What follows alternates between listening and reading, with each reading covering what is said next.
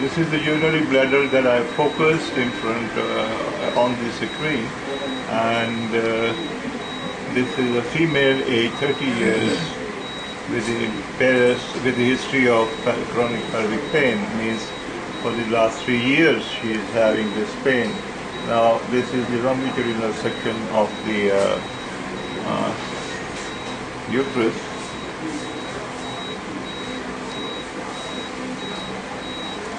And you can see that the uterus is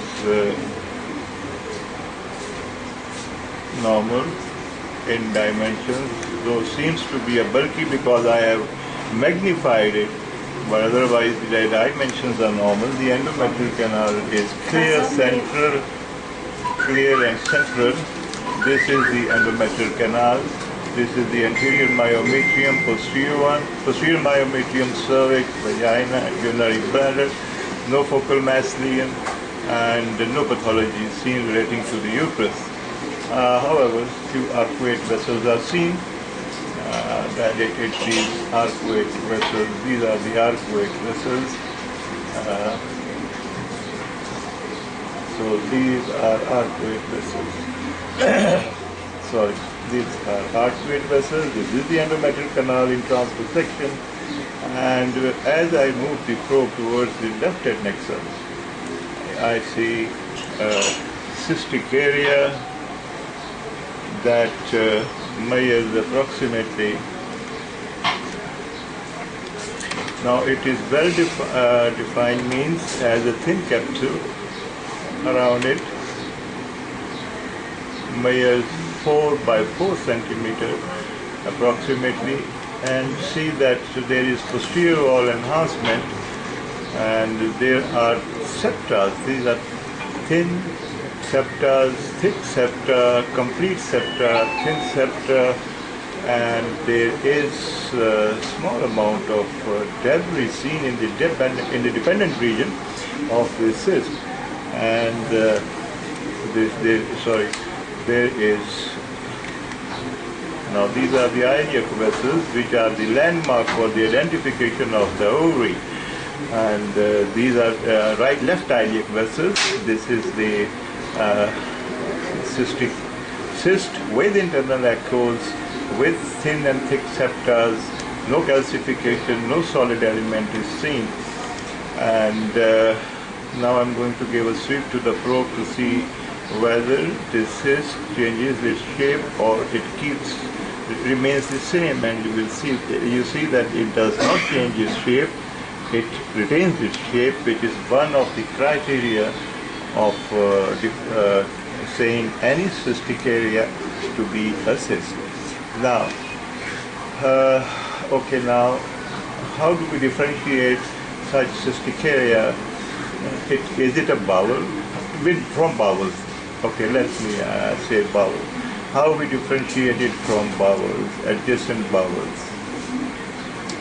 Had it been right-sided, let's say, then it could have been an appendix or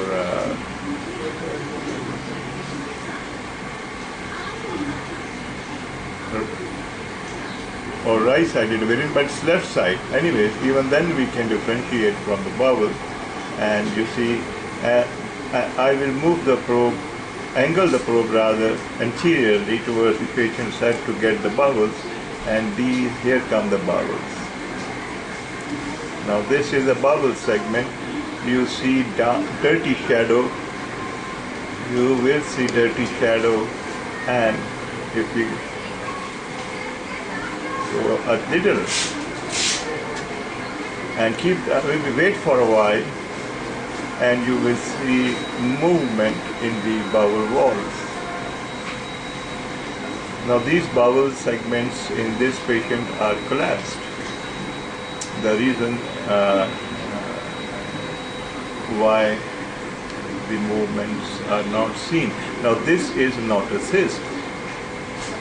If I say this is a cyst, and then you see there is an echogenic area, this will come into the definition of a dermoid maybe.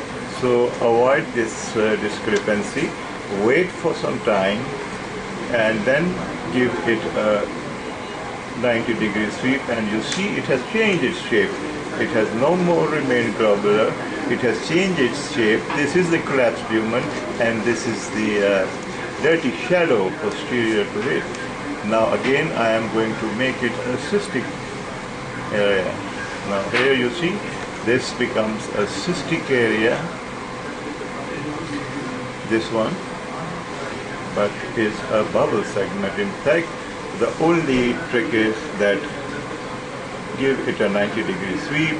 If it changes its shape, it's not a cyst. Now you see it changes its shape. Okay, and the shadow from it will be a dirty shadow. So this is one point that we do consider in differentiating the pelvic masses from the adjacent bowel segments.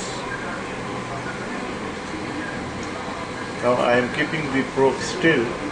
This is the cystic area, this one, left region, left adnexa, and these are the bowel segments. So even if they do not show movements, which we are not seeing in this particular case, you just give us, now these three segments, 1, 2, 3, all giving dirty shadow, dirty shadow, dirty shadow. Just give a sweep to the probe and see they will change its shape. Now this one has become globular. Again, the one of them has become globular. Whereas when we see the cyst, now see this is the cyst, and left-sided adnexal, tubo-ovarian. Now I'm going to give a sweep, and you see nothing inside changes, nor its shape changes, nor its dimensions change. So this is how we differentiate these pathologies in the region of the adnexa from the adjacent bowels. So similarly, this is a bowel segment. There should be no doubt about it. Someone who is well versed with the normal study of the abdomen will definitely not make a mistake of making this area as a mass, or this is a tubular structure. See, this is the wall of the bowel, and this is the lumen, trapped gas within the lumen, which is giving posterior shadow.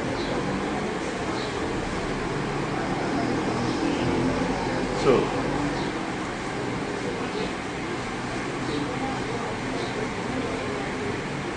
again, you'll see this is the, and you see some movement at least in this segment. You will see movement here, see movement.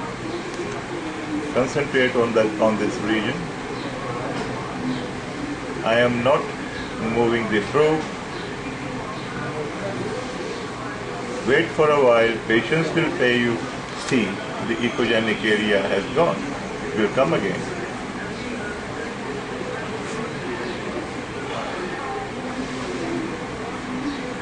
Because of the peristaltic movement in this segment, though slow, if you wait, keep the probe there, wait for some time, these few of them will appear and disappear. Now see, here it goes. You see the movement here, and here it comes back.